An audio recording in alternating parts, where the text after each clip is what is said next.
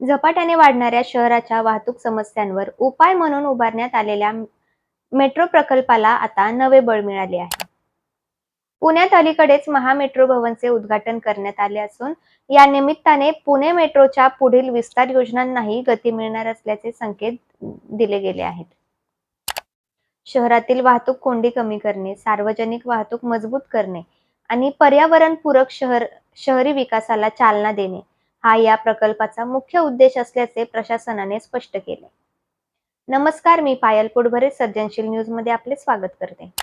Pune metro हा प्रकल्प केंद्र आणि राज्य सरकारच्या संयुक्त उपक्रमातून उभारला जात असून तो महाराष्ट्र मेट्रो रेल कॉर्पोरेशन मार्फत राबवला जात आहे. या प्रकल्पामुळे पुणे आणि पिंपरी चिंचवड परिसरात सुरक्षित, वेगवान आणि सार्वजनिक वाहतूक व्यवस्था निर्माण करण्याचे उद्दिष्ट ठेवण्यात आले आहे. Maharashtra metro rail corporation limited या संस्थेमार्फत हा प्रकल्प विकसित करण्यात येत आहे. सध्या पुणे मेट्रोच्या पहिल्या टप्प्यात 2 प्रमुख मार्गिका कार्यरत आहेत. पीसीएमसी ते स्वारगेट पर्पल लाईन आणि वनाज ते रामवाडी ॲक्वा लाईन या मार्गिकांवर मेट्रो सेवा सुरू आहे.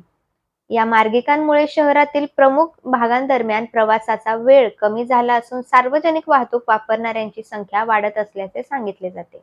पुढील टप्प्यात पुणे मेट्रोचा विस्तार शहराच्या दक्षिण भागात करण्यावर भर दिला जात आहे. त्यासाठी स्वारगेट ते कात्रज हा सुमारे 5.63 किलोमीटर लांबीचा भूमिगत मेट्रो मार्ग उभारण्याचा निर्णय घेण्यात आलाय. या मार्गावर मार्केट यार्ड, पद्मावती, बिबवेवाडी, बालाजीनगर आणि कात्रज अशी स्थानके प्रस्तावित आहेत. हा प्रकल्प पूर्ण झाल्यानंतर कात्रज ते स्वारगेट हा प्रवास काही मिनिटात करता येणार असून वाहतूक कोंडी मोठ्या प्रमाणात कमी होण्याची अपेक्षा आहे.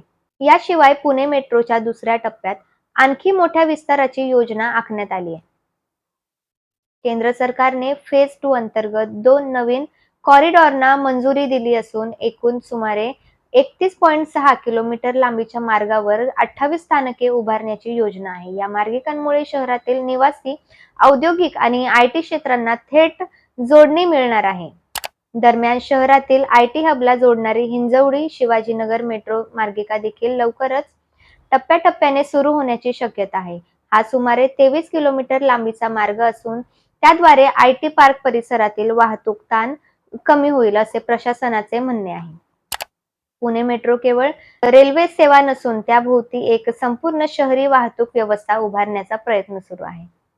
मेट्रो स्थानकापर्यंत पोहोचण्यासाठी फीडर रिक्षा आणि फीडर बस सेवा सुरू करण्याचेही नियोजन करण्यात आले. त्यामुळे नागरिकांना लास्ट माइल कनेक्टिव्हिटी मिळणार असून सार्वजनिक वाहतूक वापरणे अधिक सोयीचे होईल. एकूणच पाहता महामेट्रो भवनच्या उद्घाटनानंतर पुण्यातील मेट्रो प्रकल्पाला प्रशासकीय आणि तांत्रिक स्तरावर अधिक गती मिळण्याची अपेक्षा आहे.